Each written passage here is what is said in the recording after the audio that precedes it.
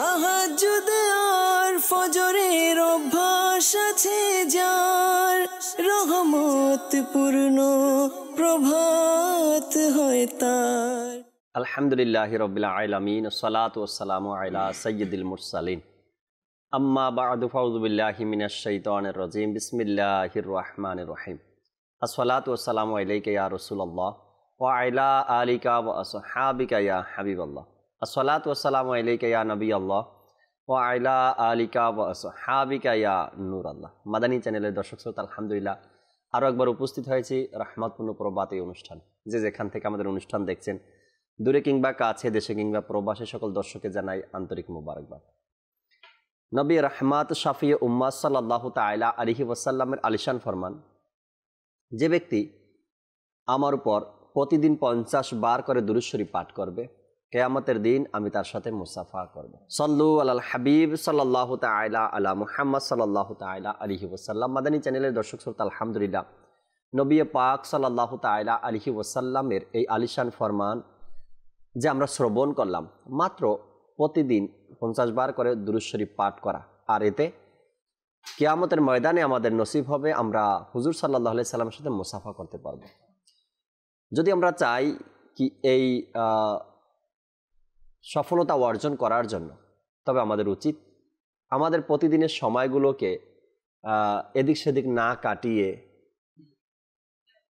আপনার বিভিন্ন ধরনের কথায় নিজের মন না লাগিয়ে নবী পাক সাল্লাল্লাহু আলাইহি সাল্লামের উপর দুরূদ ও সালাম পাঠ করি। আল্লাহ তাআলা আমাদেরকে তৌফিক দিক। দর্শক শ্রোতা, রহমতপূর্ণ প্রভাত এই অনুষ্ঠানের আজকেও আমাদের সাথে নাতখা ইসলাম ভাই আছেন। আমরা হামদে বারি তাআলা নাতে রাসূল মকবুল সাল্লাল্লাহু তাআলা আলাইহি সাল্লাম শুনবো, আর মোবালিগে দাওয়াত ইসলামীও আমাদের সাথে আছেন। আমরা একটি বিষয় নিয়েছি আজকে আলোচনা করার জন্য, নেকির দাওয়াত দেওয়ার জন্য, আর অনেক মানুষের ভুল ভাঙানোর জন্য। অনেক মানুষ ভুলবশত নিজের উপরে দোষারোপ করে, অনেক মানুষ অনেক রকমের এটা নিয়ে দুঃখ পায়। অনেক লোকের মনে সান্ত্বনা আজকের অনুষ্ঠানের বিষয়। আবার মনে করেন অনেক মানুষের নিজের উপরে যে দোষারোপ দেয়, এটা থেকেও সে বাঁচতে পারবে। খুবই সুন্দর একটি বিষয় আমরা নিয়েছি আজকে আলোচনা করার জন্য। হাজারো মানুষের মনের প্রশান্তি মিলবে আশা রাখি ইনশাআল্লাহ তাআলা। কি বিষয় নিয়েছে, কি নিয়ে আলোচনা করব আপনাদেরকে একটু পরে জানাবো। আগে আমরা ভালো ভালো নিয়ত সহকারে শোয়েব ভাই থেকে হামদে বারি তাআলা শ্রবণ করি। সাল্লু আলাল হাবিব সাল্লাল্লাহু তাআলা আলা মুহাম্মদ সাল্লাল্লাহু তাআলা আলাইহি ওয়াসাল্লাম। প্রাণপ্রিয় ইসলামী ভাইরা এবং মাদানী চ্যানেল বাংলার দর্শকবিন্দু, আসুন কালাম শ্রবণ করার পূর্বে ভালো ভালো নিয়ত করে নিই যে আল্লাহ আজ্জা ওয়া জাল্লা এবং তার প্রিয় হাবিবুল হাবিব সাল্লাল্লাহু তাআলা আলাইহি ওয়াসাল্লাম এর সন্তুষ্টি অর্জনের উদ্দেশ্যে কালাম পাঠ করব, শ্রবণ করব, সঙ্গে মিলে পড়ার চেষ্টা করব ইনশাআল্লাহ আজ্জা ওয়া জাল্লা। আসুন সকলে মিলে দুরূদ পাক পাঠ করে নিই। সাল্লি আলা রাসূলিনা, সাল্লি আলা হাবিবিনা, সাল্লি আলা মুহাম্মাদিন, সাল্লি আলা শফিঈনা, সাল্লি আলা করিমিনা, সাল্লি আলা মুহাম্মাদিন। আমি মদিনাতে যাব, আজ না হয় তো কাল যাব। আমি মদিনাতে যাব, আজ না হয় তো কাল যাব। প্রিয় নবী আমাদের ডাকবেন, আজ না হয় তো কাল যাব। পড়িয়ে সাল্লি আলা রাসূলিনা, সাল্লি আলা হাবিবিনা, সাল্লি على محمد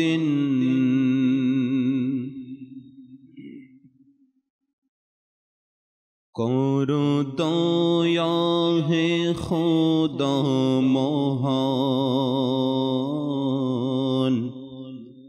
তুলেছি দু হাতে সমহান করো দয়া হে খোদা মহান তুলেছি দু হাতে সমহান এ জমিনার এ আসমান তোমার অধীনে খোদা মহান সবার প্রতি তুমি দয়াবান যাব কোথায় বলো রহমান করো দয়া হে খোদা মহান তুলেছি দু হাতে সমহান তুমি শোনো আমার আহ্বান রে কোলাজে হাসরে দয়াবান তোমার কাছে আমার আহ্বান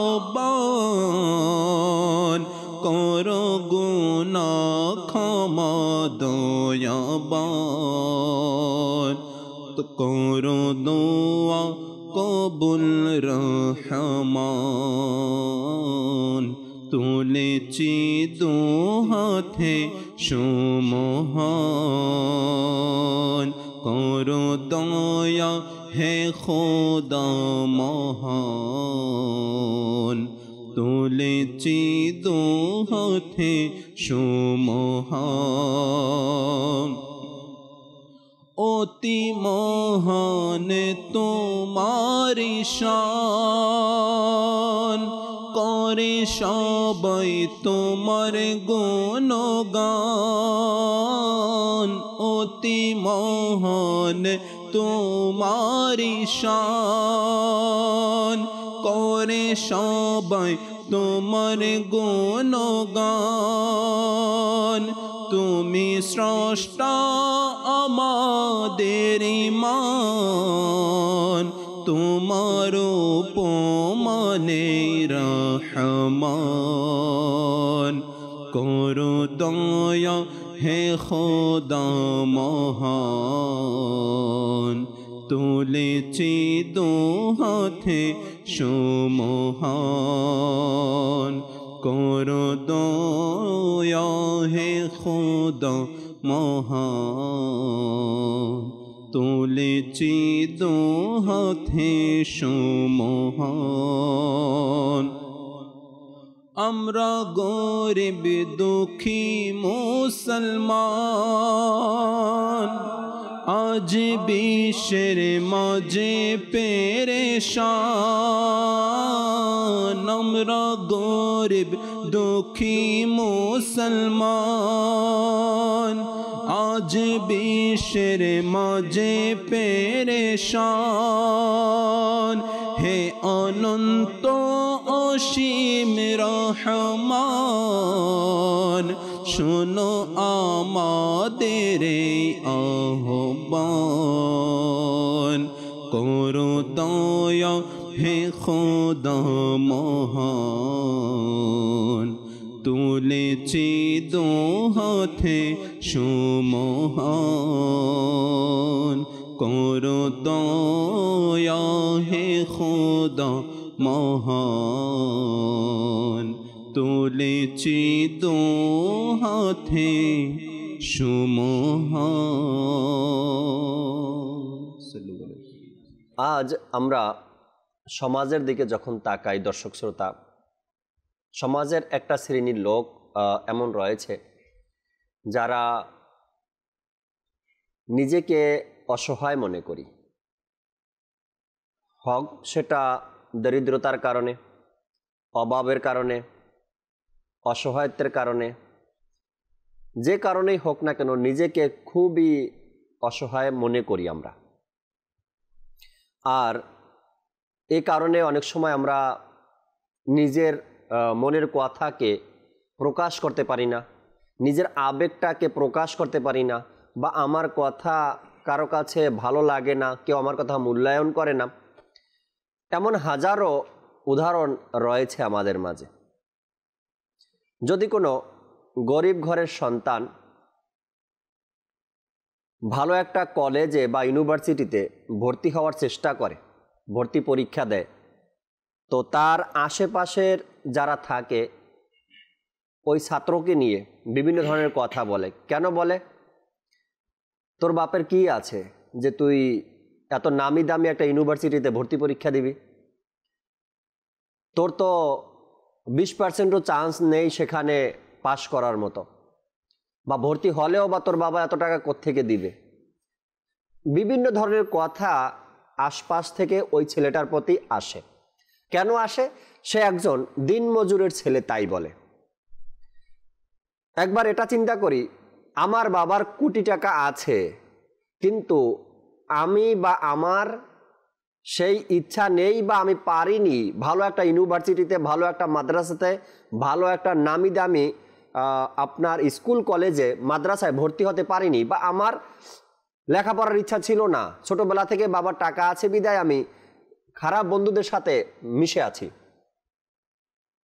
আপনার বাবার টাকা থাকা সত্ত্বেও আপনি পারেননি দেশের জন্য ভালো কিছু করতে, আপনি পারেননি নিজের পরিবারের জন্য ভালো কিছু করতে। কিন্তু গরিবের সন্তান হওয়ার পরেও তার মধ্যে একটা আশা আছে, তার মধ্যে একটা প্রতিভা আছে। সে নিজের প্রাইমারি লেখাপড়া শেষ করে যেতে যেতে যেতে যেতে বাংলাদেশের ভালো নামি দামি একটা ইউনিভার্সিটিতে সে ভর্তি হওয়ার জন্য ভর্তি পরীক্ষা দিয়েছে। এটাতে আপনার তো অসুবিধা দেখি না কোনো। আপনার সমস্যা এক জায়গাতেই, সে দিন মজুরের ছেলে। আজ এই দিন মজুরের কথা যখন বলি দর্শক শ্রোতা, তখন তারা সবচাইতে আমাদের দৃষ্টিতে, আমরা যারা টাকাওয়ালা পয়সাওয়ালা, আমাদের আছে নাম কাম, আমরা এই দিন মজুরদের যারা আছে দিন মজুর, তাদের সাথে দুইটা কথা ভালো মতো বলি না, তাদেরকে ভালো দৃষ্টিতে দেখি না, তাদেরকে ভালো স্থানে বসতে দেই না, তাদেরকে ভালো খাবার দেই না। কারণ এটা কি তার অপরাধ? সে দিন মজুর। একবার চিন্তার বিষয়, একবার ভাবার বিষয় যে একটা দিন মজুরকে আমি না তার সাথে ভালো করে কথা বলি, না তাকে ভালো খাবার খেতে দেই, না ভালো স্থানে বসতে দেই, না ভালো একটা সম্মানিত জায়গায় তাকে রাখি, কারণ সে দিন মজুর। এখন দিন মজুরটা হওয়া এটা কি তার অপরাধ ছিল? এখন যদি আপনাকে বলি আপনার বয়স 80 বছর হয়ে গিয়েছে, আপনি বৃদ্ধ লোক, আপনাকে এই সমাজে চলবে না, বা এখানে আপনার বসার জায়গা নেই, বৃদ্ধ হওয়াটা, বয়স্ক হওয়াটা কি আপনার দোষ নাকি আমার দোষ? এখানে কারো কোনো দোষ নেই। আল্লাহ তাবারক ওয়া তাআলার এক সিস্টেম, আল্লাহ তাবারক ওয়া তাআলা কুদরতিভাবেই এভাবে তৈরি করেছেন, এভাবে সৃষ্টি করেছেন।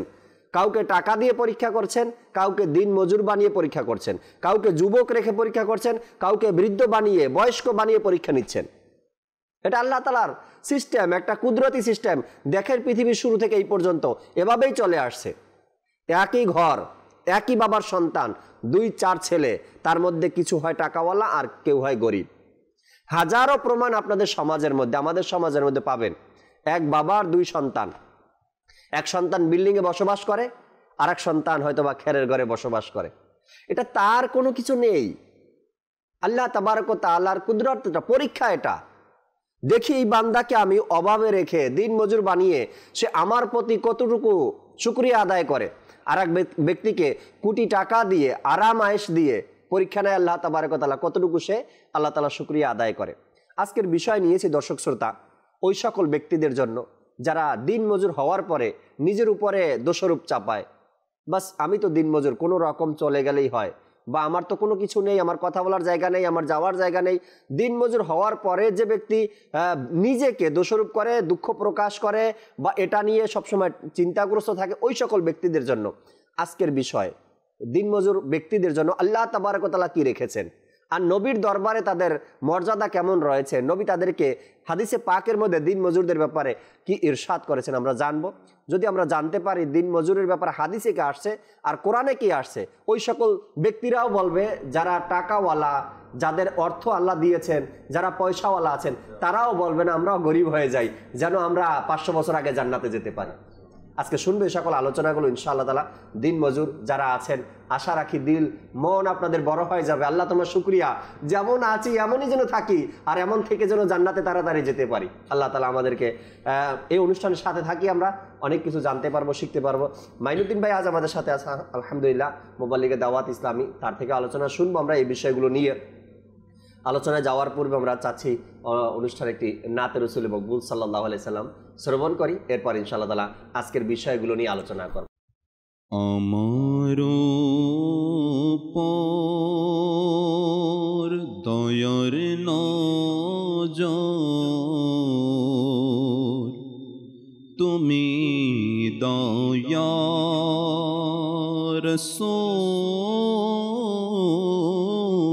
রাসূলুল্লাহ, আমার উপর দয়ার নজর, তুমি দয়া রাসূলুল্লাহ,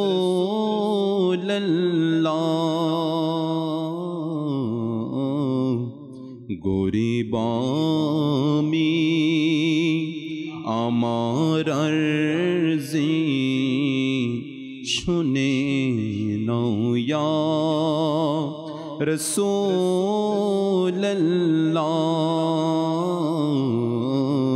গরিব আমি আমার আরজি শুনে নয়া রাসূলুল্লাহ, কতদিন আর আমি কাঁদব বিরহ আর কত সইব ইয়া রাসূলুল্লাহ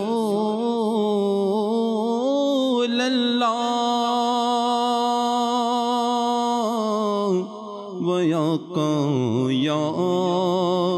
হাবিবাল্লাহ, কতদিন আর আমি কাঁদব বিরহ আর কত সইব, তোমার তরে বেঁধেছি ঘর, দেখে জয়া রাসূলুল্লাহ,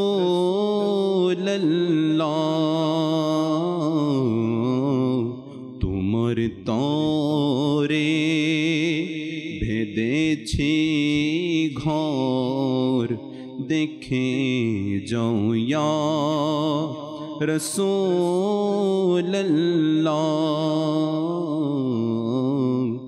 আমার উপর দয়ার নজর, তুমি দয়া রাসূলুল্লাহ,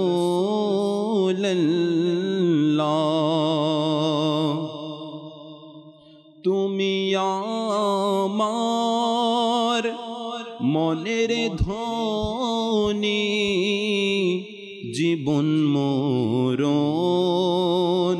চোখের মনি,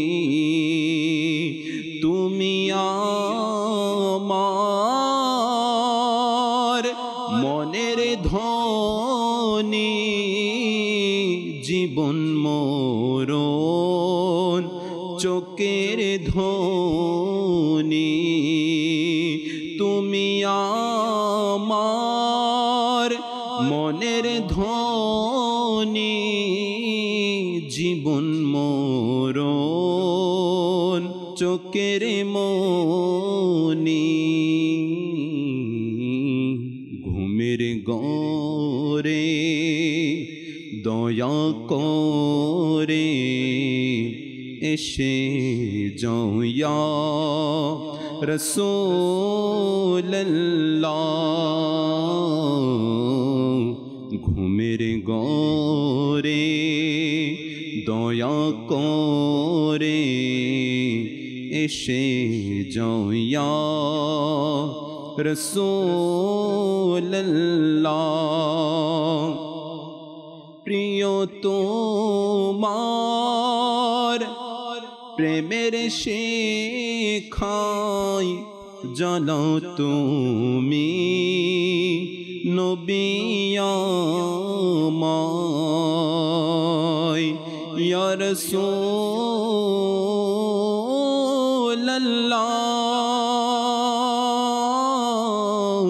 ওয়া ইয়া হাবিবাল্লাহ প্রিয় তোমার প্রেমের শিখায় জ্বালাও তুমি নবী আমায় পেতে তোমায় বেকুল অন্তর দেখে যাও ইয়া রাসূলুল্লাহ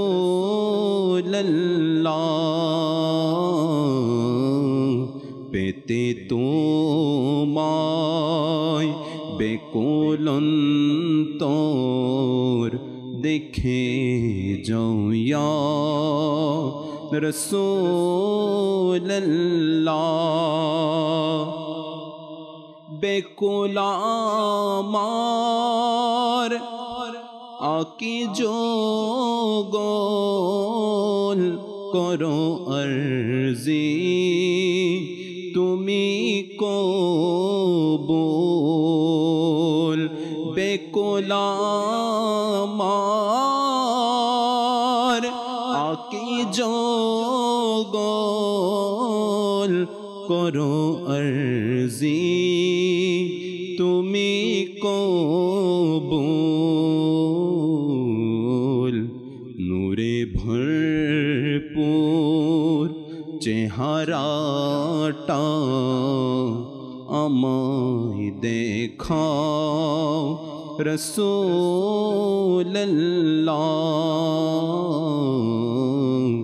নূরে ভরপুর চেহারাটা আমায় দেখাও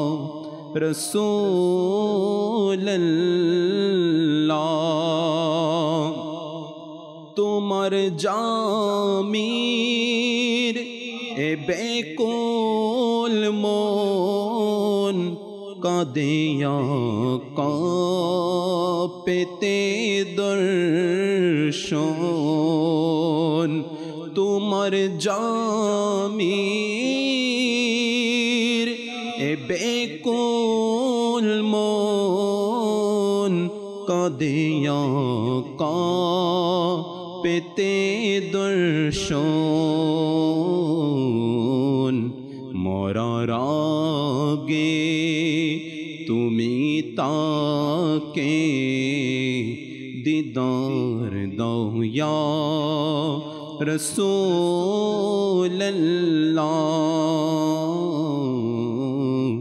মরার আগে তুমি তাকে দিদার দাও ইয়া রাসূলুল্লাহ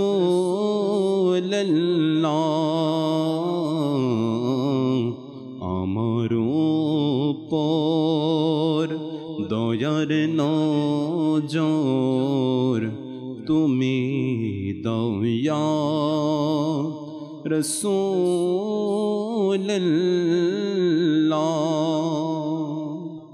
আমিন আমিন ইয়া রাসূলুল্লাহ। আজকের বিষয় দর্শক শ্রোতা দিনমজুর।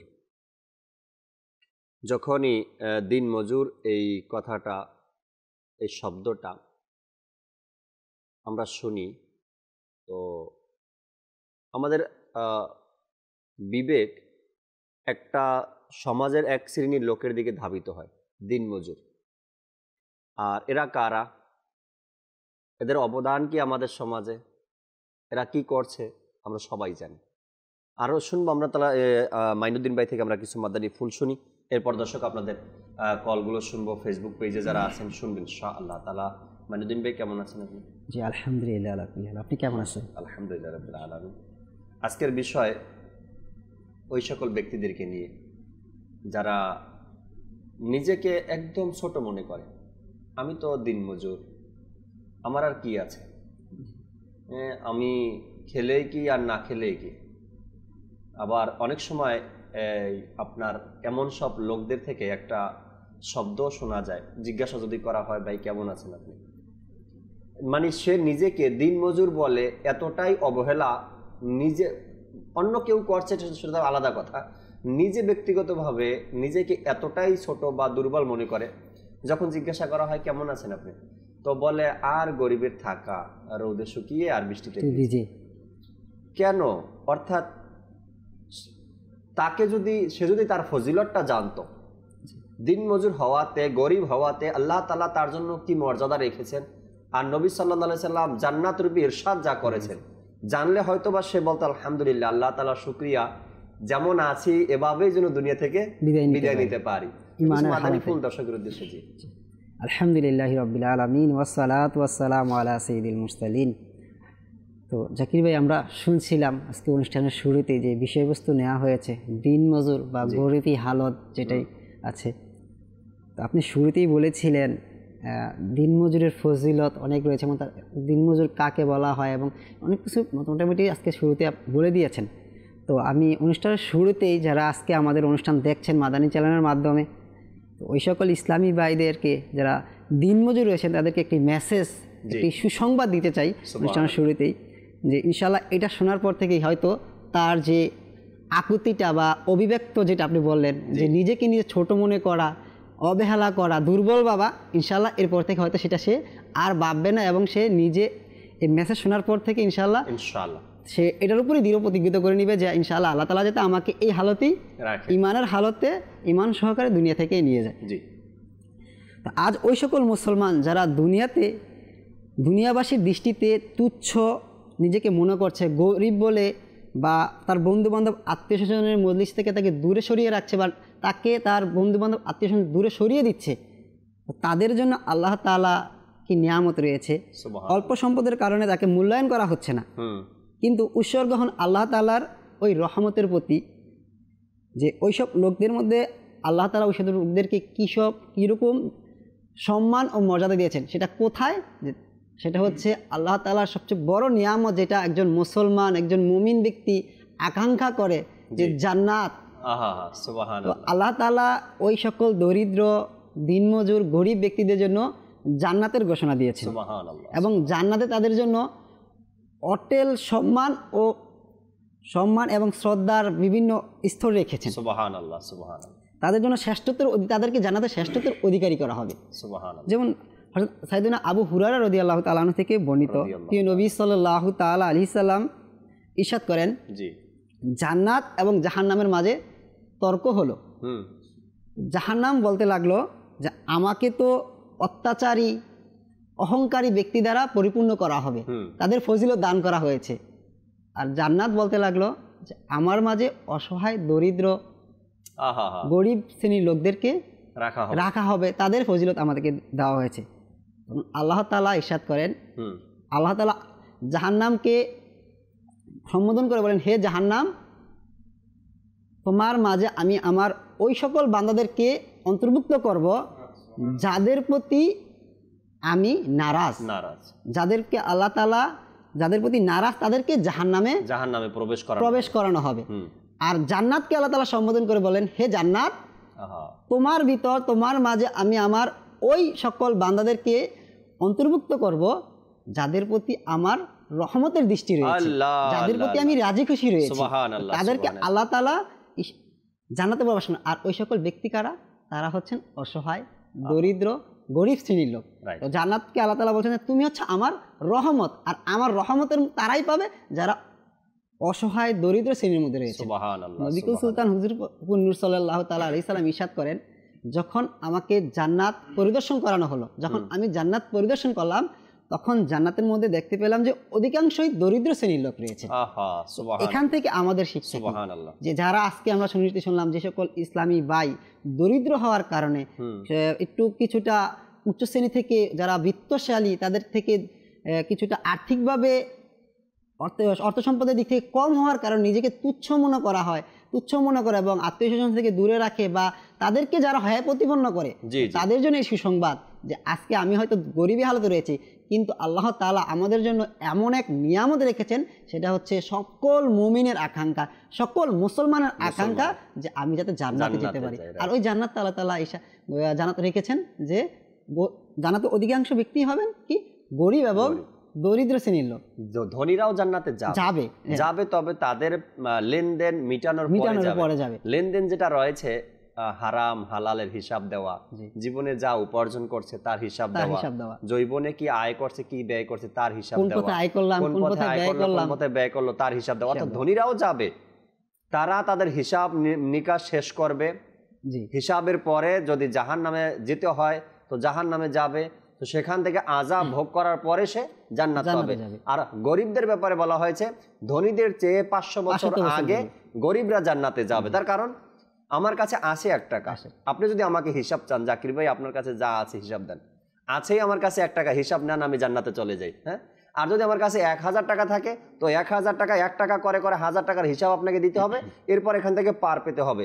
গরিবরা হাসরের ময়দানে হিসাব নিকাশের সময় দাঁড়াবে আল্লাহ তাআলার দরবারে, তার গরিবী হালত বর্ণনা করবে, যা তার কাছে ছিল তাই হিসাব দিবে, জান্নাতে চলে যাবে। মানে তার হিসাব আজকে যদি আমরা দুনিয়াবি প্র্যাকটিক্যাল দেখি, যেখানে আমি যদি কারো কোনো অফিসারের অধীনে কাজ করি, আমার কাজের পরিমাণ যদি বেশি হয়, তো তাকে তো সারাদিন আমি কি কি করছি ওই পরিমাণটা হিসাব দিয়েই তারপর আমার থেকে যেতে হবে যে আজকে আমি এই কাজগুলো করছি। ঠিক তদুপ যেটা আখিরাতের বিপরীত, আমার আমলনামা আমাকে পেশ করতে হবে। তো আমি যদি অনেক টাকার বিত্তবাশীল হই, অনেক কিছু ব্যাংক ব্যালেন্স অর্জন করি, তো সবগুলোতে আমার আমলনামা দিতে হবে।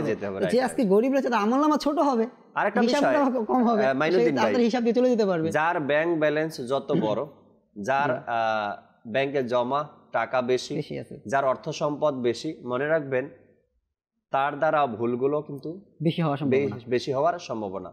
তার কারণ হলো ব্যাংকের মধ্যে রাখা টাকা, 1 ব্যাংক 2 ব্যাংক 4 5 ব্যাংক, মানুষের 5টা অ্যাকাউন্টও থাকে, জানি না আরো কত থাকে, আরো বেশিও থাকতে পারে, আরো কমও থাকতে পারে, দেশি ব্যাংক বিদেশি ব্যাংকও থাকতে পারে।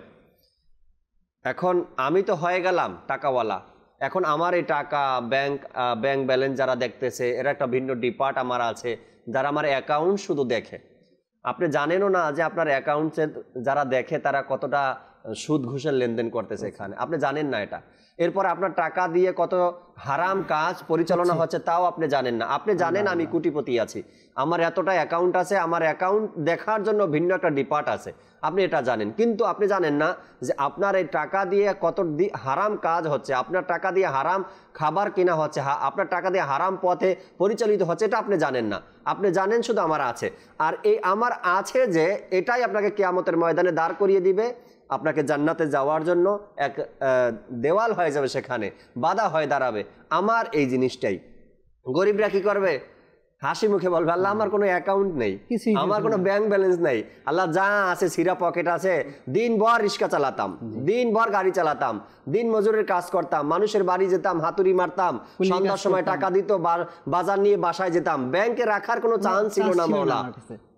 যদি গরিবের কথা আসে না মাইনুদ্দিন ভাই, যখন একটা গাড়িতে উঠি আমরা, তো দেখা যায় গাড়িটা যখন গিয়ে আমাকে নিয়ে আমার স্থানে গিয়ে পৌঁছে যায়, তখন দেখবেন ড্রাইভারের হাতে একটা গামছা থাকে, গামছা দিয়ে নিজের মুখটা মোছা দেয়, মনে হয় কি যে পৃথিবীর মধ্যে শ্রেষ্ঠ ব্যক্তি এখনই, কারণ সে নিজে পরিশ্রম করে গাড়িটা টেনে আমাকে নিয়ে এই পর্যন্ত আসছে।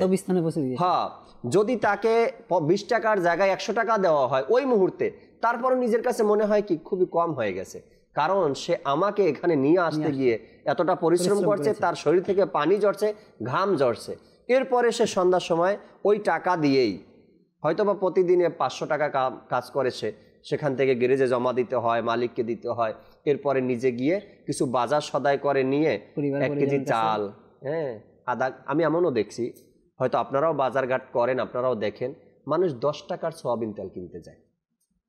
আচ্ছা, এরপরে কি করে? পেঁয়াজের দোকানে গিয়ে বলে আমাকে 10 টাকার পেঁয়াজ দেন, আলুর দোকানে গিয়ে বলে আমাকে আধা কেজি আলু দেন।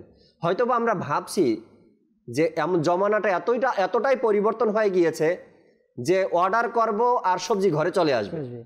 আসছে কারো না কারো ঘরে সবজি এভাবে আসছে, চাল চলে আসছে, শুধু অর্ডার করে ঘরে বসে, মোবাইল অপশনে ঢুকে অর্ডার করে ঘরে চলে আসে যে কোনো পদ্ধতিতে। কিন্তু এখনো এমনও লোক আছে মুদি দোকানে গিয়ে দাঁড়িয়ে থাকে আর বলে আমাকে 10 টাকার তেল দেন, তেলটা দিলেই আমি ঘরে গিয়ে বাচ্চাদেরকে হয়তো একটা ডিম ভাজি করে ভাত দিব। 10 টাকার সয়াবিন তেলের জন্য আসে, কিন্তু আপনি ঘরে বসে অর্ডার করেন 5 লিটার তেল আপনার ঘরে পৌঁছে যায়। এমনও লোক আমাদের সমাজের মধ্যে এখনো আছে যারা এই 5-10 টাকার সদায় বাজার নেওয়ার জন্য দোকানে দাঁড়িয়ে থাকে। আমি অনেক দোকানদারকে দেখছি ধমক দেয়।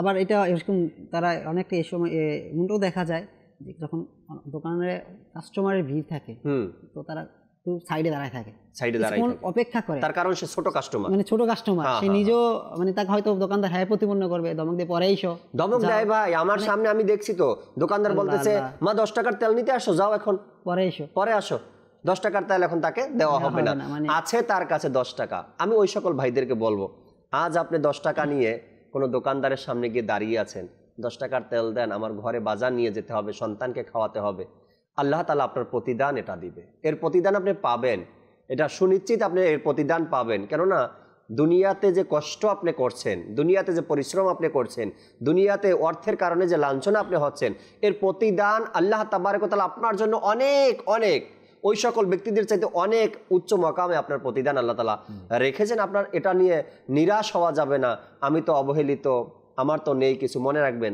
অবৈধ পন্থায় তো তারা উপার্জন করছে, সমাজের মধ্যে তাদের নাম অর্জন হচ্ছে, কিন্তু আপনি হালাল পন্থায় অল্প অর্জন করে দুনিয়াকে কোনো মতন চালিয়ে আখিরাতে চলে যাবেন, তো তাদের তুলনায় আপনি 1000 গুণ আল্লাহ তাআলার দরবারে সম্মানিত একজন ব্যক্তি রয়েছেন। আল্লাহ তাআলা জানি না যারা আজকে অডেল সম্পত্তির মালিক কে কিভাবে ইনকাম করে, কে কিভাবে এত টাকার মালিক হয়েছে, আল্লাহ তাআলাই ভালো জানেন, আর ওই ব্যক্তি হয়তো বলতে পারবেন। আমাদের সুধারণা সে হয়তো ভালো পথে উপার্জন করছে, হালাল পথে ভালো পথে ইনকাম করছেন, কিন্তু মাশাআল্লাহ যে অবৈধ পথে অটেল সম্পদ উপার্জন করছেন মুসলমান, কিন্তু সে নামাজ পড়ছেন, রোজা রাখছেন, ইবাদত করছেন, তার এই ইবাদত কি কবুল হচ্ছে? একবার ভাবা উচিত। কারণ ইবাদত আমরা জানি, ইবাদত আল্লাহ তাআলার দরবারে কবুল হওয়ার জন্য প্রথম একটা অন্যতম শর্ত হচ্ছে হালাল উপার্জন দ্বারা ভক্ষণ করা, হালাল উপার্জনের অর্থ দ্বারা পরিধান করা।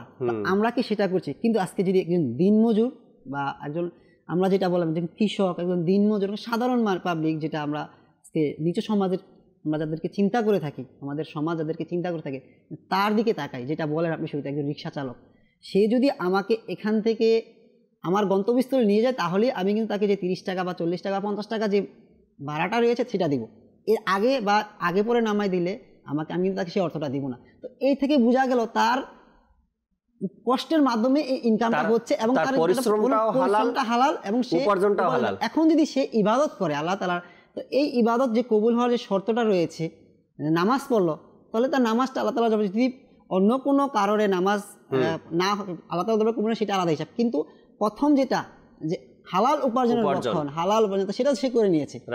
এ থেকে বোঝা গেল তার ইবাদত কবুল হওয়ার মাধ্যমও রয়ে গেছে হালাল উপার্জন। সে এই পরিশ্রম করার পরে আল্লাহ তাআলার দরবারে সে নামাজ আদায়ের জন্য দাঁড়িয়েছে, বাস আল্লাহ তাবারক ওয়া তাআলা তার ওই সিজদাটাই যদি কবুল করে নেয়, বাস তুমি সারাটা দিন পরিশ্রম করছো, ঘাম ঝরিয়েছো, এখন জোহরের নামাজ আদায় করার জন্য আমার দরবারে উপস্থিত হয়েছে, যাও আমি তোমার নামাজকে কবুল করে নিলাম, সারা জিন্দেগির গুনাহ তোমার ক্ষমা করে দিলাম। আর আপনি লক্ষ টাকা ইনকাম করে আল্লাহ তাআলার দরবারে সে হারাম খেয়ে আল্লাহ তাআলার দরবারে গিয়েছেন ইবাদত করার জন্য, আল্লাহ যদি তার কুদরতি মুখ ফিরিয়ে নেয়, আল্লাহ যদি আপনার দিকে রহমতের দৃষ্টি না দেয়, তো আপনার ইবাদত রিয়াজত কোনো কাজে আসবে না। দর্শকের দুই একটা কল শুনবো, এরপরে আরো কিছু কথা আলোচনা করার চেষ্টা করবো আপনাদের সাথে ইনশাআল্লাহ তাআলা। জি, কল শুনিয়ে দিন। সারওয়ার উদ্দিন, চট্টগ্রাম আমার বাড়ি, আমার রহমত পূর্ণ প্রভাব। এই অনুষ্ঠানটি আলহামদুলিল্লাহ অনেক ভালো লাগে, এই অনুষ্ঠান থেকে অনেক কিছু জানা যায়, এই নাতগুলো অনেক ভালো লাগে। তো আলহামদুলিল্লাহ এই অনুষ্ঠান যেন আগামীতে ধারাবাহিকভাবে বজায় থাকে এই আশা রাখি ইনশাআল্লাহ তাআলা। ধারাবাহিকভাবে বজায় থাকবে, আপনারাও সঙ্গে থাকবেন আশা রাখি ইনশাআল্লাহ তাআলা। পরবর্তী কল দেন। আমি নেত্রকোনা থেকে আমি একটি গজল শুনতে চাই। কোন সেন্টার আগমন গজলটা শুনে দিলে আমি অনেক খুশি হতাম। ইনশাআল্লাহ তাআলা সঙ্গেই থাকুন। পরবর্তী কল। আমি রাজশাহী থেকে বলছিলাম। আমার নাম নাইমুল ইসলাম। আমাদের চ্যানেলের অনুষ্ঠানগুলো খুব ভালো লাগছে। আমি আপনাদের এই চ্যানেলটা অনেকদিন থেকে দেখি। ইনশাআল্লাহ খুব ভালো অনুষ্ঠান আপনাদের হচ্ছে, যার কারণে এলাকায় দাওয়াতের কাজ আমরা করছি, ইমামদের দাওয়াত দিচ্ছি। মাশাআল্লাহ মাশাআল্লাহ। পরবর্তী কল দেন। আমি থেকে বলতেছি, আমি তো মনতলা খুঁজে চাই। আচ্ছা শোনাবো, সাথেই থাকুন। পরবর্তী কল। আব্দুল মান্নান। আমি এখানে অনেকদিন থেকে চাইতে আমার চ্যানেলটা আমি অনেক কিছু শিখতে পারছি কি, আমার চ্যানেলটা খুব ভালো লাগা চাইতে। ভালো থাকবেন, ভালো রাখবে আল্লাহ তাআলা, সাথেই থাকুন, আমরাও আছি আপনাদের সাথে ইনশাআল্লাহ তাআলা। একবার মাইনুদ্দিন ভাই এই ঘটনাটা বলে নাচ শুনবেন ইনশাআল্লাহ তাআলা। মাদানী কাজের উদ্দেশ্যে এক এলাকাতে গিয়েছিলাম। তো মসজিদ আল্লাহর ঘর, সেখানে ইসলাম এটা আমাদেরকে নির্ধারিত একটি আইন ইসলামের মধ্যে, যে গরিব আর ধনী নেই, সবাই এক কাতারে নামাজ আদায় করবে, কাদের সাথে কাঁধ মিলিয়ে ভেদাভেদ ভুলে গিয়ে নামাজ আদায় করবে। এটা ইসলামের নির্ধারিত আইন। এটা কখনো না কেউ খণ্ডন করতে পারছে না কেউ পারবে, কারণ আল্লাহ তাবারক ওয়া তাআলার হুকুম এগুলো। ইসলামের নির্ধারিত একটি আইন এটা, যে যখন মসজিদে কেউ প্রবেশ করবে, সে যে শ্রেণীর হোক না কেন, তাকে কাদের সাথে কাঁধ মিলিয়ে অপর মুসল্লির সাথে দাঁড়িয়ে নামাজ আদায় করতে হবে। আর এটা আপনারাও দেখেন, প্রায় সময় সোশ্যাল মিডিয়াতে আসে, কোনো এক কোম্পানির দারওয়ান যিনি ছিল, সিকিউরিটি গার্ড ছিল, তার মুখে দাড়ি ছিল। তো সে যখন নামাজের টাইম হলো, তখন অফিসের অন্যান্য কর্মচারীরা বা কর্তৃপক্ষ যারা ছিল, তারাও নামাজের জন্য নামাজের স্থানে উপস্থিত হয়েছে। অন্য কারো মুখে যেহেতু দাড়ি নেই, সিকিউরিটি গার্ড যিনি ছিল ওই পোশাকেই তাকে দেওয়া হয়েছে নামাজ আদায় করতে হবে। কেন? নামাজে আল্লাহ তাআলার ডাকার সময়, আল্লাহ তাআলাকে স্মরণ করার সময় নামাজের কাতারে ছোট বড় ধনী গরিব কোনো ভেদাভেদ নেই এখানে। আমি এক জায়গাতে মাদানী কাজে গেলাম, তো ওখানে এক লোক, টাকার কারণে মানুষের মধ্যে কেন এত টাকাওয়ালাদেরকে বলা হয়েছে কেন 500 বছর পরে জান্নাতে যাবে, কারণ তো অবশ্যই আছে। টাকার কারণে মানুষের মধ্যে অহংকার চলে আসে। তো এক লোক খুবই গরিব, মাঠে কাজ করত, ক্ষেত খামারে কাজ করছে। আর ওই অবস্থাতেই যদি কোনো ব্যক্তি মাঠে কাজ করে, তো তার গেঞ্জিতে বা জামায় হালকা মাটির চিহ্ন থাকতেই পারে, বা তার হাতে বা তার পায়ে থাকতেই পারে। ওই লোকটা অজু করলো, গরিব যিনি অজু করে মোটামুটি পরিষ্কার হয়, এরপরে নামাজে আসছে। হ্যাঁ, নামাজে আসছে, আর অন্য একজন লোক সে আবার একটু হাইফাইভাবে আসছে, নামাজ পড়তে আসছে, যেভাবে আসার কথা সেভাবে আসেনি। প্যান্ট শার্ট আছে, ইন করা আছে, ভালো পোশাক পরা আছে, এভাবে তো আল্লাহ তাআলার দরবারে আসতে বলা হয়নি। উত্তম থেকে উত্তম পোশাকের মাধ্যমেই আল্লাহ তাআলার দরবারে আসার জন্য বলা হয়েছে, অর্থাৎ মসজিদে বা নামাজে দাঁড়ানোর কথা বলা হয়েছে। ওই ব্যক্তি যখন আসলো, নিজের ব্যক্তিগত হাইফাই নিয়ে দাঁড়ালো, তো তার পাশেই আবার এসে ওই গরিব লোকটা দাঁড়ালো মসজিদের মধ্যে।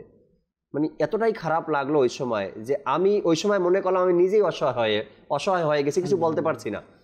ওই ধনী লোকটা গরিব লোকটাকে একটা ধমক দিল, বলল যে নামাজে আসার জন্য কি অন্য কোনো পোশাক তুমি আর পেলে না, এভাবেই তোমাকে নামাজে আসতে হলো। এই কথা শুনে ওই গরিব লোকটা মসজিদ থেকে বের হয়ে গেছে। বের হয়েছে কিন্তু কান্না করতে করতে বের হয়েছে।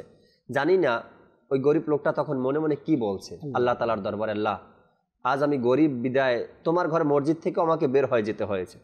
যদি সেই কথা বলে থাকে মাইনুদ্দিন ভাই, আল্লাহ আমি গরিব হওয়ার কারণে আজ তোমার ঘর মসজিদেও আমার কি স্থান নেই, এখান থেকে আমাকে আজকে ধমক দিয়ে বের করে দেওয়া হয়েছে।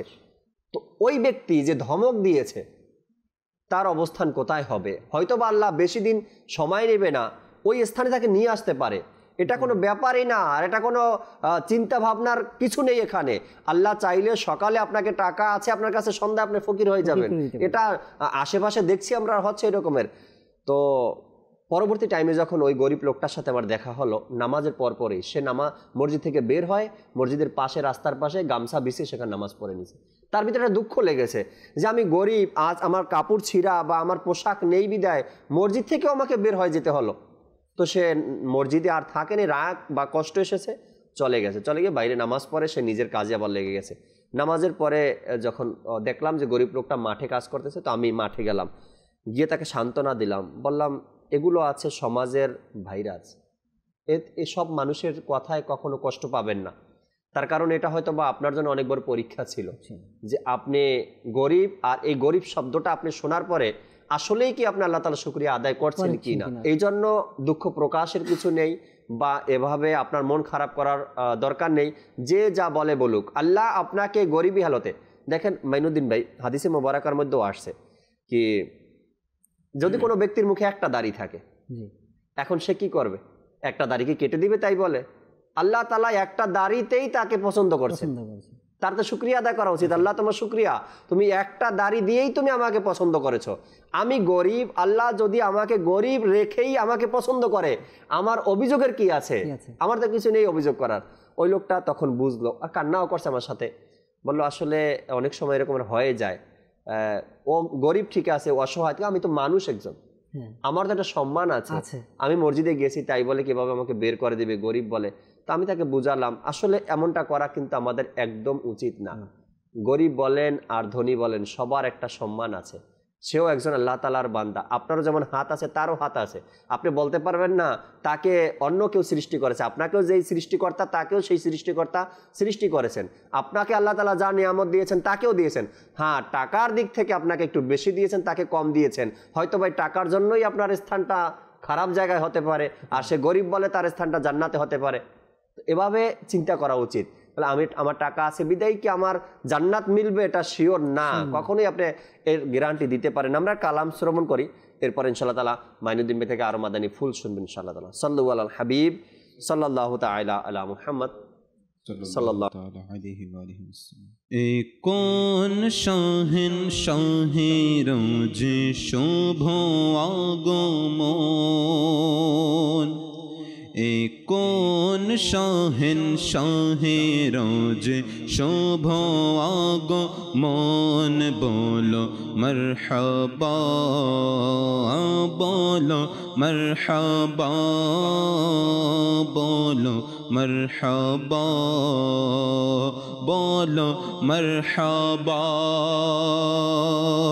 এ কোন মোহন বদশারজ শুভ আগমন, আজ তারকারা জমিনের ধিক কেন ধাবিত, আজ তারকারা জমিনের ধিক কেন ধাবিত, আজ আসমান হতে নূর কেন হচ্ছে বর্ষিত, এ কোন মহান বদশারজ শুভ আগমন, এ কোন শাহিন শাহিরোজ শুভ আগমন, বলো মরহবা বলো মরহবা।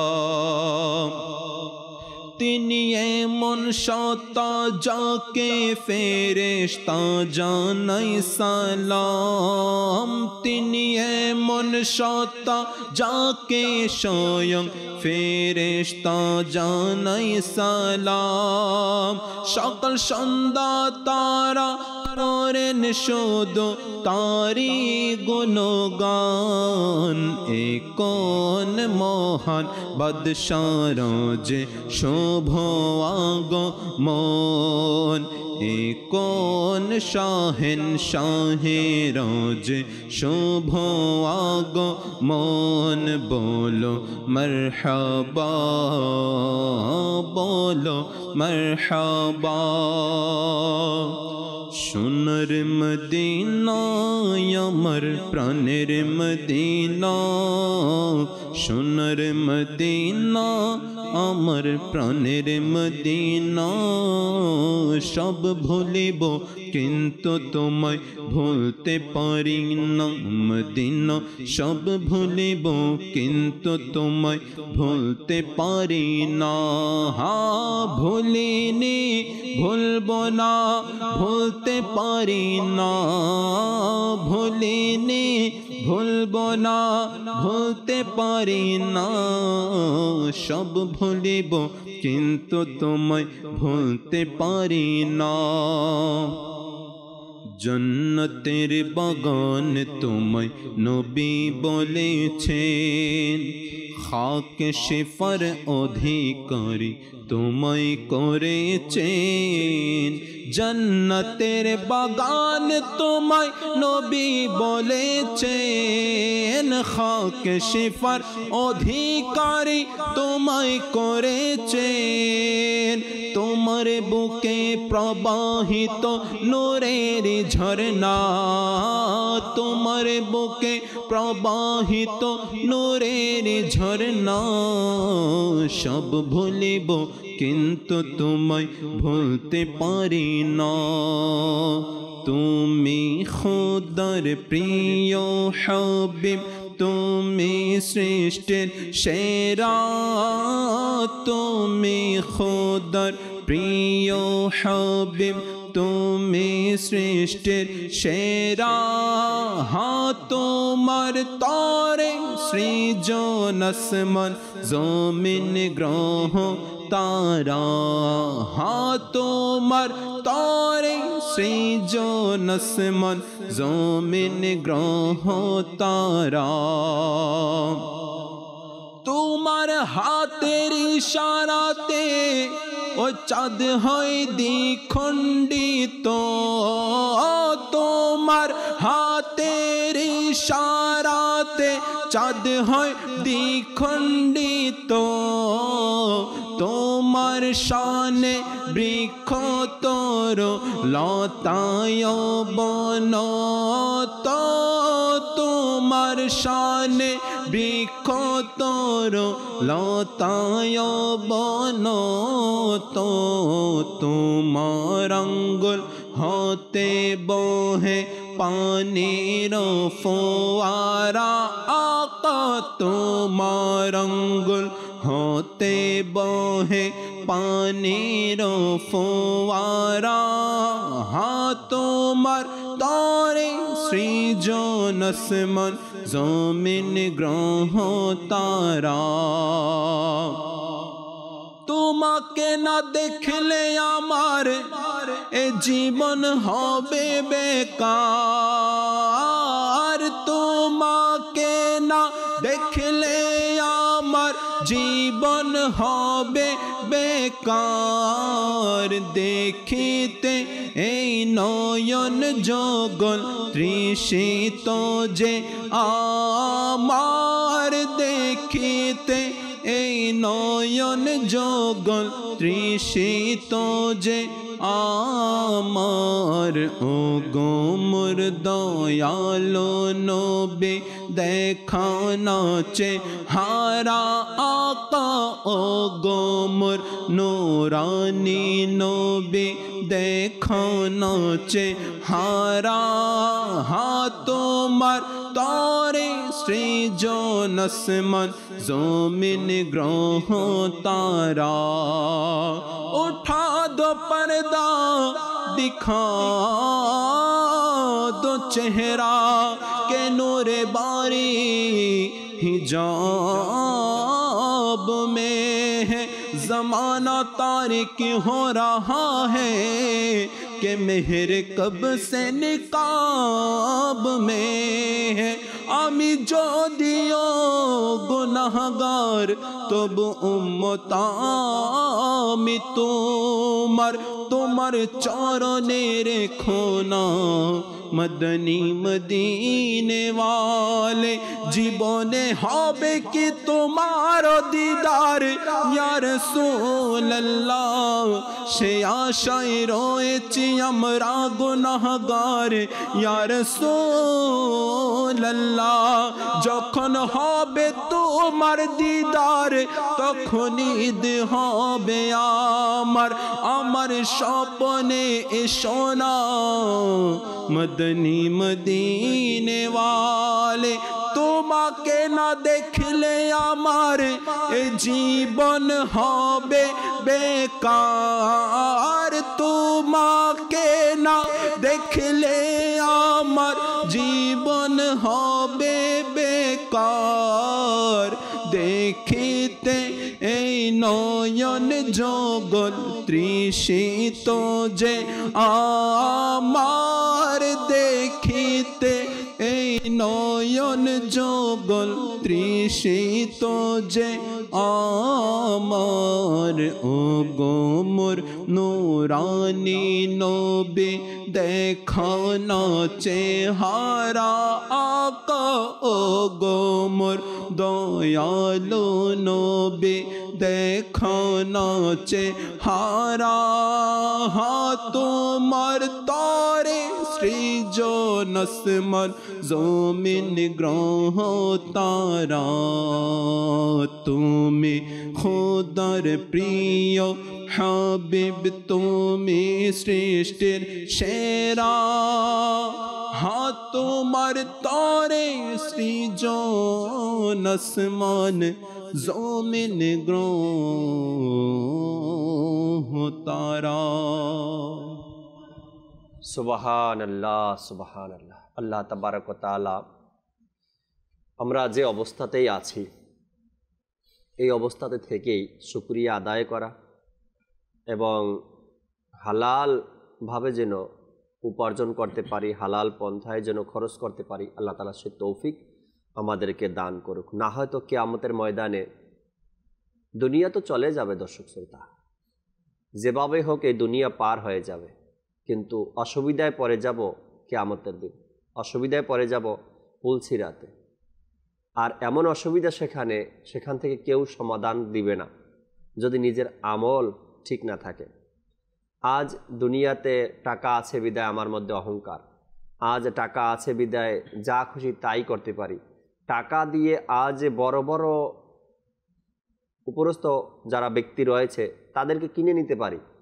আজ টাকার কারণে আমি না বলছি তো না হয়ে গেল, আজ টাকার কারণে আমি হ্যাঁ বলছি তো হ্যাঁ হয়ে গেল, কিন্তু এই টাকার গরম থাকবে না। পৃথিবীর মধ্যে বড় বড় রাজা বাদশাহ যারা ছিল তারা চলে গেছে, আজ তাদের নাম নিশানা নেই,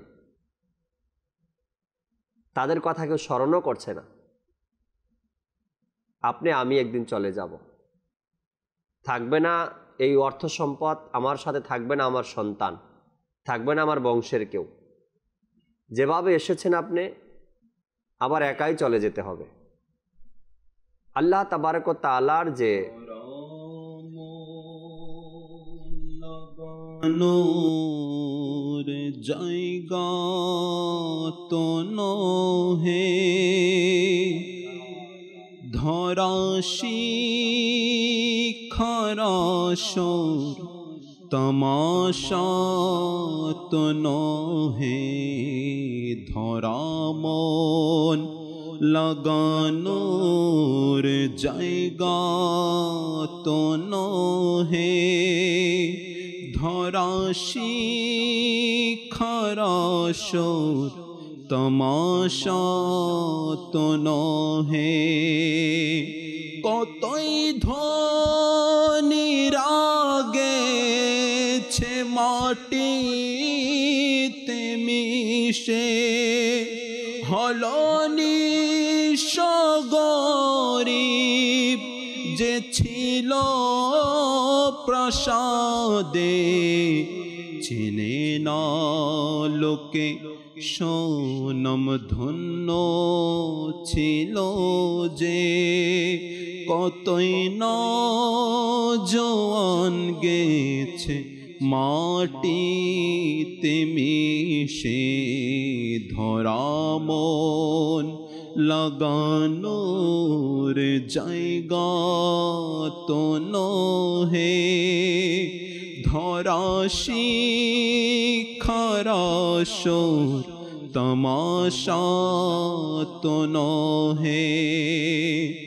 উপমার অভাব নেই এ নশ্বর ভুবনে, জগৎ প্রেম তোমায় তবু অন্ধ করেছে, গভীর মনে কভু দেখেছ কি ভেবে, লোকে পূর্ণ মোহন আজ নির্জন হয়েছে, ধরা মন লাগানোর জায়গা তো নহে, ধরা শিখারাসর তমাশা তো নহে। খেলাধুলাই মতো ছিলে বাল্যকালে, নেশাই মতো ছিলে তুমি যৌবনকালে, অনুশোচনায় করেছো বৃদ্ধকালে, কি হবে হে মানব বলো মরণ কালে, ধরা মন লাগানোর জায়গা তো নহে, ধরা শিখারাসর তমাশা তো নহে। তুমি শুধু থাকতে চাও আরাময়ে, জীবন গড়তে চাওনি তো নতুন ফ্যাশনে, মরণশীল হে মানুষ থেকো না এভাবে, জগৎ প্রেম তোমাকে মাতাল করেছে, ধরা মন লাগানোর জায়গা তো নহে, ধরা শিখারাসর তমাশা তো নহে। গরিব আছে বা দিন মজুর যারা আছে, দর্শক শ্রোতা হয়তো বা আপনারাও এই দৃশ্যগুলো অনেক সময় দেখেছেন। কোনো একটা সন্তান দিন মজুর, মা বাবাও দিন মজুর, মা নিজের ঘরের কাজ করে, বাবাও দিন মজুর, আর দিন মজুরের সন্তানও দিন মজুর। বাবাও হয়তো বা মানুষের ক্ষেত খামারে কাজ করে, সন্তানও মানুষের ক্ষেত খামারে কাজ করে। সকাল থেকে নিয়ে দুপুর পর্যন্ত যখন একটা ছেলে পরিশ্রম করে, মাইনুদ্দিন ভাই, দুপুরের সময় যখন নিজের ঘরে খেতে যায়, তো মা যদি বলে যাও এক কলসি পানি নিয়ে আসো, সন্তান কিন্তু না বলে না, আবার কলসি নিয়ে কলে চলে যায় পানি নেওয়ার জন্য বা পুকুরে চলে যায়, পানি এনে দেয়। এরপরে মা ভাত রেডি করে দেয়, এরপরে ভাত খেয়ে একটু রেস্ট নিয়ে আবার দিন মজুরের কাজে চলে যায়। আপনার বড়লোক বাবার বড়লোক সন্তান, আপনি সারা দিন এসিতে থাকেন, নিজের অফিস দেখেন, আপনার সন্তানও বড়লোক বাবার বড়লোক সন্তান। যখন বন্ধুদের সাথে খেলাধুলা শেষ করে ঘরে আসছে, মা যদি বলে আবার একটু নিচে যাও, একটু বাজার নিয়ে আসো, আপনার সন্তান কি বলে? আমার দ্বারা সম্ভব না, আমি পারবো না। দেখেন, দুনিয়াতেই একটা উদাহরণ এটা। আজ দিন মজুরের ঘরে কত শান্তি। সন্ধ্যার সময় বাবা ঘরে আসলো দিন মজুর দিয়ে, সন্তানও ঘরে আসলো দিন মজুর দিয়ে, মা বাবা ভাই বোন বসে কত সুন্দর খোশ আলাপ করছে। আজকে মালিক এত সুন্দর খাবার দিয়েছে, যাদের বাড়িতে দিনমজুরের কাজ করি তারা খুব ভালো লোক, খুব মহব্বত করছে আমাকে। আর আপনি সন্ধ্যার পরে ঘরে আসেন, দেখেন আপনার সন্তান এক রুমে, আপনি এক রুমে, আপনার ঘরের মানুষ অন্য রুমে, যদিও কোনো মতের সাথে এক ঘরে চলে আসেন তো শুরু হয় যে ঝগড়াঝাটি। অর্থাৎ দুনিয়াতেই এরা উদাহরণ দেখেন, দিন মজুরি করে শান্তি আল্লাহ দিয়ে রেখেছেন, তার কারণ তাদের প্রতি আল্লাহ তাআলা রহমত নাজিল হচ্ছে, তাদের প্রতি আল্লাহ রাজি হয়ে গেছেন, তাদের প্রতি আল্লাহ রাজি আছেন। হাদিসে মোবারকার মধ্যে আসছে, যদি কোনো ব্যক্তি হালাল উপার্জনের জন্য অপমানিত জায়গায় দাঁড়িয়ে যায়, অর্থাৎ যেখানে দাঁড়ালে একজন মানুষ মনে করে কি আমার সম্মান ক্ষুণ্ণ হয়ে যাবে, ওই ব্যক্তি এমন জায়গাতে গিয়ে কাজ করলো হালাল উপার্জনের জন্য, আল্লাহ তাবারক ওয়া তাআলা তাকে এমন জায়গা থেকে রিজিকের ব্যবস্থা করে দিবে সে কল্পনাও করতে পারবে না। সুবহানাল্লাহ, সুবহানাল্লাহ। দিন মজুর যারা আছে না তাদের জন্য আল্লাহ তাবারক ওয়া তাআলার রহমতের দরজা খোলা, কিন্তু আমরা তাদেরকেই অবহেলা বেশি করি, তুচ্ছ তাদেরকেই বেশি করি, ধমক তাদেরকেই আমরা আগে দেই, আর তাদেরকেই মনে করি যে তারা সমাজের সবচাইতে নিকৃষ্ট ব্যক্তি। যদিও আপনার দৃষ্টিতে হয়ে থাকে, আল্লাহ তাআলার দৃষ্টিতে তার অনেক সম্মান রয়েছে, আল্লাহ তাআলা তাকে অনেক সম্মানিত করেছে। মাইনুদ্দিন ভাই আরো কিছু মাদারী ফুল দিন মজুরদের ব্যাপারে। আমরা দিন মজুর যেটা শুনলাম, ইব্রাহিম বিন আদম রাহমাতুল্লাহি তাআলা একবার বলেন যে কোনো এক ব্যক্তি তার কাছে এসে বলল, মানে নিজের পরিবারের পেরেশানির কথা বললো, দিন মজুর ব্যক্তি। তো সে তাকে বলতে লাগলো যে মুসলমানের এমন কিছু গুনাহ রয়েছে যেটা নামাজ, রোজা, হজ, যাকাত বা অন্যান্যভাবে সেই গুনাহগুলো মাফ হয় না। ওই গুনাহটা কীভাবে মাফ হয়? ওই গুনাহটা মাফ হয় যেটা একজন মুসলমান তার পরিবারের সদস্যদের জন্য, এই যেটা বললেন আপনি যে অপমানজনক বা নিজেকে ছোট মনে করার জন্য যে স্থানে দাঁড়ায় যে আল্লাহ তাআলা তাকে রিজিক দেয়, ঠিক এরকম যে মুসলমান তার পরিবারের জন্য যখন পরিবারের ভরণ পোষণের জন্য হালাল উপার্জনের জন্য ঘর থেকে বের হয় এবং হালাল উপার্জন করে নিয়ে আসে, তো এর মাধ্যমে তার ওই গুনাহগুলো মাফ হয়। আল্লাহ আল্লাহ, এটাও চিন্তা করার বিষয়। এবং আমরা তো কিতাবে পড়েছি বা শুনেছি, আমাদের দর্শক শ্রোতারা হয়তো শুনেছে যে কিতাবের মধ্যে বর্ণিত রয়েছে যে তুমি দুনিয়াতে মুসাফিরের ন্যায় থাকো। কারণ মুসাফির তার কাছে খুব বেশি অটল সম্পদ থাকে না, অনেক কিছু থাকে না, স্বর্ণালঙ্কার লয়ে থাকে না। তো এটা থেকেই বোঝা যায় যে দুনিয়াতে দরিদ্র বা দিনমজুর নিচু শ্রেণীর লোক যারা রয়েছেন তাদেরকে আল্লাহ তাআলা পছন্দ করেন। এই জন্য আমরা শ্রবণ করলাম। আর আরেকটা বিষয় যেটা, যদি যে ব্যক্তি দুনিয়ার মোহে পড়ে যাবে, আর দুনিয়ার মোহে কিন্তু ওই সকল ব্যক্তিরাই বেশি পড়ে যারা টাকা পয়সা, দুনিয়ার মোহ বলতে বোঝায় টাকা পয়সার পিছনে ছুটতে থাকে, অনেক বেশি টাকা পয়সার আকাঙ্ক্ষী থাকে, তারা অনেক বেশি টাকা পয়সার পিছনে দৌড়ায়, ইনকাম করার পরিশ্রমও করে, ইনকামও করে। এরা হচ্ছে দুনিয়ার মোহে পড়ে যায়। তারা বাড়ি, আলিশান অট্টালিকা লাগবে, বড় বড় বাড়ি লাগবে, গাড়ি লাগবে, একটার পর একটা চাহিদা থাকেই। তো যে ব্যক্তি বলা হচ্ছে কিতাবে বর্ণিত রয়েছে, যে ব্যক্তি দুনিয়ার মোহে পেয়ে যাবে সে হতে পারে দুনিয়া পেতে পারে, কিন্তু তার আখিরাত বরবাদ হয়ে যাবে। আর যে ব্যক্তি আখিরাতের মোহে থাকবে, আখিরাতকে নিয়ে চিন্তা করবে যে আমার আখিরাতকে কীভাবে সজ্জিত করবো, আখিরাত কীভাবে সুন্দর করা যায়, আমি কীভাবে জান্নাতকে হাসিল করতে পারি আল্লাহ তাআলার রহমতে, আমি কীভাবে প্রিয় নবী সাল্লাল্লাহু আলাইহি সাল্লামের সুন্নতের উপর আমলকে আল্লাহ তার রাসূলকে সন্তুষ্ট করতে পারি, যে ব্যক্তি এই চিন্তা নিয়ে থাকবে, তো আল্লাহ তো কিতাবের মধ্যে বর্ণিত রয়েছে, আমাদের পূর্ববর্তী বুজুর্গরা বলেছেন যে সে যদিও দুনিয়া না পেয়ে থাকে কিন্তু সে নিশ্চিত আখিরাত পেয়ে যাবে। অন্য এক ব্যক্তি তার লিখিত কিতাবের মধ্যে বলে, মানুষ দুনিয়ার জন্য যতটা ছোটে, দুনিয়া দুনিয়া দুনিয়া দুনিয়া যতটা করে, তার 99 ভাগের 1 ভাগ যদি আখিরাত করত তবে সে দুনিয়াও পেয়ে যেত, আখিরাতও পেয়ে যেত। অর্থাৎ আমরা যে দুনিয়া টেনশন, কাজের টেনশন, এক বর্ণনায় পাওয়া যায় মাইনুদ্দিন ভাই, মানুষের বিবেকের মধ্যে, মাথার মধ্যে প্রতিদিন 6000 আইটেমের চিন্তা ঢুকে। যদি এর চাইতে বেশি চিন্তা করে তো ওভারলোড চিন্তা করে, আর এর কারণে একটা সময় সে রোগী হয়ে যায়। আর এর চাইতে যদি কম কেউ করে তবে সে সুস্থ থাকে।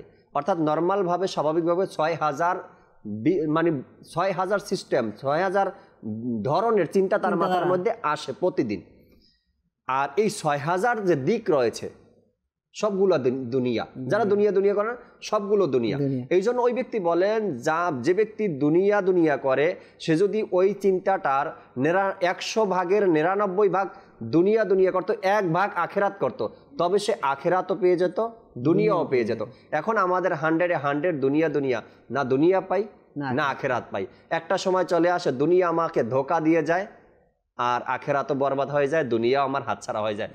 অনেক মানুষ এরকম আছে, আজ হজ ফরজ করে না, এই বাড়ির কাজটা শেষ করি তারপরে হজে চলে যাব, বলে এই জায়গাটা কেনা হয়ে যাক এরপরে হজে যাব, বলে এই বিজনেসটা একটু খারাপ হোক, একটু ভালো করে ডেভেলপ করে নি, এরপরে আমি হজে চলে যাব। ছেলেকে উচ্চশিক্ষার জন্য বাইরে দেশে ও পাস করে আসুক, তারপরে ওর চাকরিটা হয়ে যাক।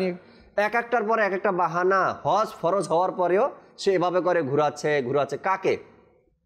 যে হজ ফরজ করছে তাকে না কাকে ঘুরাচ্ছেন আপনি? কাকে ধোকা দিচ্ছেন আপনি? আপনার উপরে হজ পৃথিবীর কোনো ব্যক্তি ফরজ করতে পারেনি, কারো বাবারও সাধ্য নেই আপনার উপরে হজ ফরজ করবে। হজ ফরজ করার মালিক তো আল্লাহ তাআলা। আল্লাহ তাআলা আপনাকে সাহিবে মালিক বানিয়ে দিয়েছেন, আপনাকে টাকার মালিক বানিয়েছে। এখন আপনি তার পথে খরচ করবেন, আপনার হজ ফরজ, আপনি হজ করবেন। এখন আপনি সান্ত্বনা দিচ্ছেন ছেলেটা পাশ করে আসুক, আমার এই বিজনেসটা ঠিক হয়ে যাক, এই বাড়িটা কেনা হয়ে যাক, এই জায়গাটা রাখা হয়ে যাক। এরপরে করতে করতে একটা দিন আজরাইল সামনে চলে আসে, তখন অনুশোচনা ছাড়া আর কোনো কিছুই থাকে না। বাড়ির জায়গায় বাড়ি থেকে যায়, টাকার জায়গায় টাকা থেকে যায়, সন্তানের জায়গায় সন্তান থেকে যায়। আর আপনার ফরজ হজ আদায় না করার কারণে সেই গুনাহ নিয়ে আপনাকে কবরে যেতে হয়। আর এই শাস্তি যে কতদিন আপনি ভোগ করবেন কেউ বলতে পারে না। অথচ আমরা যে আমার উপরে হজ ফরজ করলো তাকেই ধোকা দিচ্ছি। এত টাকার মালিক যে আল্লাহ আমাকে বানিয়েছে তাকেই ধোকা দিচ্ছি। আফসোসের বিষয় এগুলো, সত্যি বলছি। আপনার ফ্যাক্টরিতে বা আপনার কোম্পানিতে দিনমজুর আছে, নেই এমনটা নয়, দিনমজুর আপনার কাছে আছে, আপনার আশেপাশে আছে। একটু তাদের দিকে তাকিয়ে দেখেন। সত্যি বলছি শোয়েব ভাই, মাইনুদ্দিন ভাই, আপনি দেখবেন আমাদের ফয়জানে মদিনা তো কিছু আসে, আমরা যাদেরকে নিয়ে আসি কাজের জন্য, এদেরকে জিজ্ঞাসা করেন ভাই ভালো আছেন, এ মুস্কি হাসি দিয়ে বলবো আলহামদুলিল্লাহ, আল্লাহ তাআলার দয়া, আল্লাহ তাআলা যেমন রাখছে আল্লাহ তাআলার শুকরিয়া আদায় করছি। সে হয়তো সকালে খেয়ে আসতে পারেনি। কালকে আমাকে একজন বলল, গতকাল ফয়জানে মদিনা একজন লোককে ডাকা হয়েছে কাজের জন্য, তো বলল কি ভাই আমাকে 50টা টাকা দেন, আমি নাস্তা করব। যিনি টাকাটা দিয়েছে রাত্রে সে আমাকে বলল যে 50 টাকা নিল নাস্তা করার জন্য, কিন্তু টাকাটা নিয়ে নিচে গেল, একটা বস্তা নিয়ে নিচে গেল, আবার চলে আসলো, নাস্তা করেনি। আমি জিজ্ঞাসা করলাম আপনি নাস্তা করেননি বা পরে করে নিব?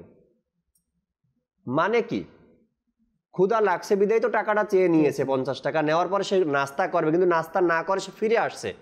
তো আমার মাথায় এটাই কাজ করলো, হয়তো বা 50 টাকা দিয়ে বাসায় বাজার করে দিয়ে আসলো কিনা, বা 50 টাকা দিয়ে কোনো কাজ করবে কিনা, কি জন্য সে রেখে দিল। এটাও চিন্তা হতে পারে যে খাবারের কাছাকাছি গেছে, জানা চিন্তা আর 50 টাকা বলে হয়তো পরিবারের সকলের জন্য, সবার জন্য খাবার হয়ে যাবে। তো আসলে দিন মজুর যে আছে ওদের এক একটা টাকার অনেক দাম আছে, অনেক দাম। হালাল উপার্জন, পরিশ্রম করে, রক্ত পানি করে, ঘাম ঝরিয়ে তার এক একটা টাকা উপার্জন করে, তাদের টাকার দাম আছে। আবার সমাজের মধ্যে কু অভ্যাসের কিছু লোক দেখা যায়, ওই টাকার প্রতিও তাদের আবার দৃষ্টি থাকে। গরিবের 2, 4, 5 টাকার দিকে দৃষ্টি যতদিন আপনার থাকবে ততদিন আপনি না আল্লাহ তাআলার দরবারে ভালো হতে পারবেন, না দুনিয়ার চোখে আপনি ভালো হতে পারবেন, কারো কাছে আপনি ভালো হতে পারবেন না। গরিবের 2 টাকার নোটের দিকে যতদিন আপনার দৃষ্টি থাকবে। আল্লাহ তাবারক ওয়া তাআলা আমাদেরকে বোঝার আমল করার তৌফিক দান করুন। আল্লাহ তাআলা আমাদেরকে গরিবী হালত যে রেখেছেন, দিন মজুর যে আছি, আল্লাহ তাআলা এভাবেই যেন ইমানের সাথে হালাল উপার্জনের মাধ্যমে এইভাবেই দিনটা অতিবাহিত করতে পারি, এভাবেই যেন দুনিয়া ত্যাগ করতে পারি। আল্লাহ তাআলা সে তৌফিক আমাদেরকে দান করুক। আমিন বিজাহিন নবিল আমিন সাল্লাল্লাহু তাআলা আলাইহি ওয়াসাল্লাম। ইনশাআল্লাহ তাআলা আগামী পর্বগুলোতে আবারও নতুন নতুন কিছু বিষয় নিয়ে আলোচনা করার চেষ্টা করব। ততক্ষণ মাদানী চ্যানেলের সাথেই থাকুন। আসুন আমরা যে যেখানে আছি দাঁড়িয়ে সালাতু সালাম পাঠ করি। ইয়া নবী সালাম আলাইকা, ইয়া রাসূল সালাম আলাইকা, ইয়া হাবিব সালাম আলাইকা, সালাওয়াতুল্লাহ আলাইকা। হে মদিনার শ্রেষ্ঠ বাদশাহ, আসসালাতু ওয়াসসালাম। হে মদিনার শ্রেষ্ঠ বাদশাহ, আসসালাতু ওয়াসসালাম। আরশে আযমের তারকা, আরশে আযমের তারকা, আসসালাতু আসসালাম। হে মদিনা মদিনার শ্রেষ্ঠ বাদশাহ আসসালাতু ওয়াসসালাম ফেরেশতারা পড়েন দুরূদ আল্লাহ তাআলার আদেশে ফেরেশতারা পড়েন দুরূদ আল্লাহ তাআলার আদেশে পড়িব না কেনই বা আমরা পড়িব না কেনই বা আমরা আসসালাতু আসসালাম হে মদিনার শ্রেষ্ঠ বাদশাহ আসসালাতু আসসালাম जब फरिश्ते कब्र में जलवा दिखाए आपका जब फरिश्ते कब्र में जलवा दिखाए आपका आका जब फरिश्ते कब्र में जलवा दिखाए आपका हो ज़बा पर प्यारे आका हो ज़बा पर प्यारे आका अस्सलातु अस्सलाम है मदीनार श्रेष्ठ बादशाह अस्सलातु अस्सलाम अर्शे आज़मेर तारों का अर्शे आज़मेर तारों का अस्सलातु अस्सलाम है मदीनार श्रेष्ठ बादशाह अस्सलातु वस्सलाम अस्सलातु वस्सलामु अलैका या रसूलल्लाह व अला आलिका व अस्हाबिका या हबीबल्लाह सुब्हानक अल्लाहुम्मा व बिहम्दिका ला इलाहा इल्ला अंता अस्तगफिरुका व अतूबु इलैक सुब्हानक अल्लाहुम्मा व बिहम्दिका ला इलाहा इल्ला अंता अस्तगफिरुका व अतूबु इलैक सुब्हानक अल्लाहुम्मा व बिहम्दिका ला इलाहा इल्ला अंता अस्तगफिरुका व अतूबु इलैक अस्सलातु वस्सलामु अलैका या नबी अल्लाह व अला आलिका व अस्हाबिका या नूर अल्लाह ला इलाहा इल्लल्लाहु मुहम्मदुर रसूलुल्लाह सल्लल्लाहु अलैहि वसल्लम। তাহাজ্জুদ আর ফজরের অভ্যাস আছে যার রহমত পূর্ণ প্রভাত হয় তার।